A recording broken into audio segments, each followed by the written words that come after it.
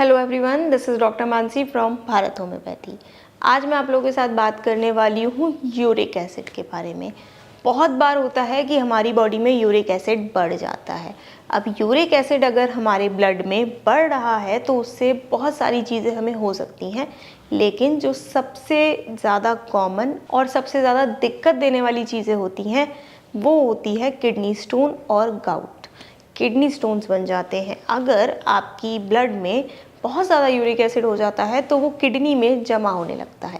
Kidney का काम होता है यूरिक एसिड को पास आउट करना यूरिन के थ्रू, लेकिन अगर यूरिक एसिड बहुत ज़्यादा है आपकी बॉडी में तो किडनी कई बारी उसको एलिमिनेट या उसको एक्सक्रीट आउट नहीं कर पाती है और वो किडनी में जमा होने लगता है और वहाँ पर स्टोन्स बन जाते हैं। दूसरी जगह यूरिक एसिड क्रिस्टल्स फॉर्म करने लगती है हमारे जॉइंट्स में। हमारे जॉइंट्स में क्रिस्टल्स बन जाते हैं जिसकी वजह से हमें गाउट की समस्या आती है, यानी कि अर्थराइटिस की समस्या आती है।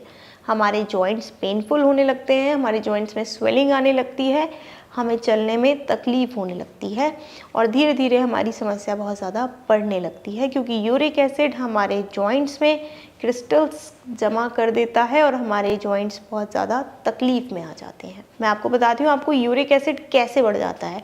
अब बहुत सारी ऐसी चीज़ें होती हैं जो हम अपनी डेली लाइफ में, अपनी डेली डाइट में खा लेते हैं, जिनकी वजह से हमारी बॉडी में यूरिक एसिड बढ़ जाता है। प्यूरिन एक कंपाउंड होता है। अगर हम कोई भी ऐसी चीज़ ले रहे हैं जिसमें प्यूरिन ज़्यादा है, अगर हम हाई प्यूरिन डाइट लेते हैं तो हमारी बॉडी में यूरिक एसिड बढ़ता है, क्योंकि जो प्यूरिक कंपाउंड है वो हमारी बॉडी में जाकर ब्रेक डाउन होता है और वो एक कंपाउंड बनाता है यूरिक एसिड। वो यूरिक एसिड होता है जो जगह जगह जमा होता है और हमारी ब्लड में बढ़ने लगता है। तो अगर आप हाई प्यूरिन डाइट ले रहे हैं तो आपको तुरंत रोक देनी चाहिए। अब हाई प्यूरिन डाइट में क्या चीज़ें आती हैं ये आप सोच रहे होंगे। हाई प्यूरिन डाइट में आती हैं जितने भी ये शुगरी चीज़ें होती हैं, या फिर जो मीट होती हैं, जो रेड मीट होती है, या बहुत से जो सी फूड्स होते हैं, अल्कोहल होती है, बियर होती है, ये सभी चीज़ें बहुत ज़्यादा हाई प्यूरिन होती हैं। और अगर आप जितना ज़्यादा इन चीज़ों को लोगे, आइसक्रीम्स में भी बहुत ज़्यादा प्यूरिन पाया जाता है। तो अगर आपको घुटनों में या जोड़ों में किसी भी तरीके की समस्या है तो आपको इन सबको कम लेना चाहिए। और नॉर्मली भी अगर आपको नहीं है समस्या तो आपको ये समस्याएं ना हो, इसीलिए भी आपको लो प्यूरिन डाइट पे ही रहना चाहिए, क्योंकि यूरिक एसिड ब्लड में बढ़ना अच्छा नहीं होता।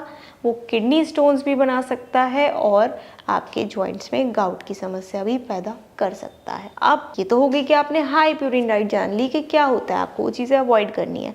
अब मैं आपको ये बताती हूँ कि लो प्यूरिन डाइट में क्या क्या आता है जो आप सेफली ले सकते हो, कोई दिक्कत नहीं है, आप बहुत ईजीली उनको ले सकते हो। तो सबसे पहली चीज़ें आती हैं बीन्स, दालें। ये दोनों ही चीज़ें जो लेग्यूम्स होते हैं, बीन्स होती हैं, दालें होती हैं, इसमें यूरिक एसिड की मात्रा कम रहती है। यूरिक एसिड नहीं, बेसिकली प्यूरिन कम होता है तो यूरिक एसिड कम बनेगा। इसीलिए कहते हैं कि दालें जो होती हैं वो पॉलिश्ड वाली दालें हमें नहीं खानी चाहिए, क्योंकि जो पॉलिश्ड दालें होती हैं उसमें प्यूरिन का कंटेंट बहुत ज़्यादा होता है, उनसे यूरिक एसिड की समस्या आती है। दूसरी चीज़, आपको हरी सब्जियाँ खानी चाहिए, आपको फ्रूट्स खाने चाहिए। अब फ्रूट्स भी बहुत होते हैं, जो चेरीज़ होती हैं, बेरीज़ होती हैं और स्ट्रॉबेरीज़ होती हैं।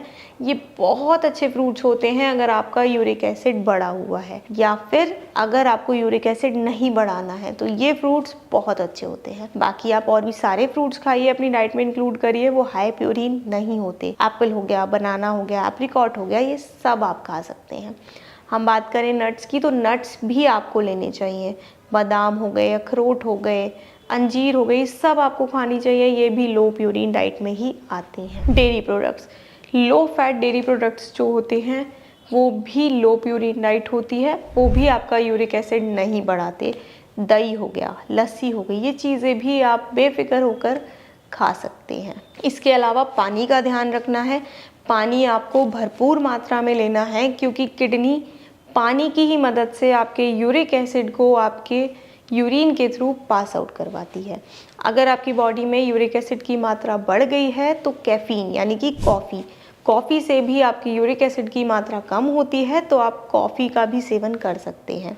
विटामिन सी भी बहुत फ़ायदेमंद होता है, ऑरेंज जूसेस ले सकते हैं आप उसकी जगह, ऑरेंज जूसेस पीजिए। तो ये जितनी भी चीज़ें मैंने आपको बताई हैं, अगर आप ये चीज़ें करते हैं तो आपका यूरिक एसिड नॉर्मल रहेगा, आपका यूरिक एसिड नहीं बढ़ेगा। और अगर आपका यूरिक एसिड नहीं बढ़ेगा तो आपको स्टोन और गठिया, अर्थराइटिस, इस चीज़ की समस्या नहीं आएगी। अगर फिर भी आपका यूरिक एसिड बढ़ गया है और आपको जोड़ों में दर्द है, आपको किडनी का स्टोन भी बन गया है या आपके जोड़ों में बहुत ज़्यादा दर्द है, गाउट की समस्या आपको आ चुकी है, तो घबराने की ज़रूरत नहीं है। भारत होम्योपैथी में संपर्क करिए। भारत होम्योपैथी में डॉक्टर्स की पूरी टीम है, आपको कस्टमाइज ट्रीटमेंट दी जाएगी और आपकी दिक्कतों को रूट से क्योर किया जाएगा। Thank you.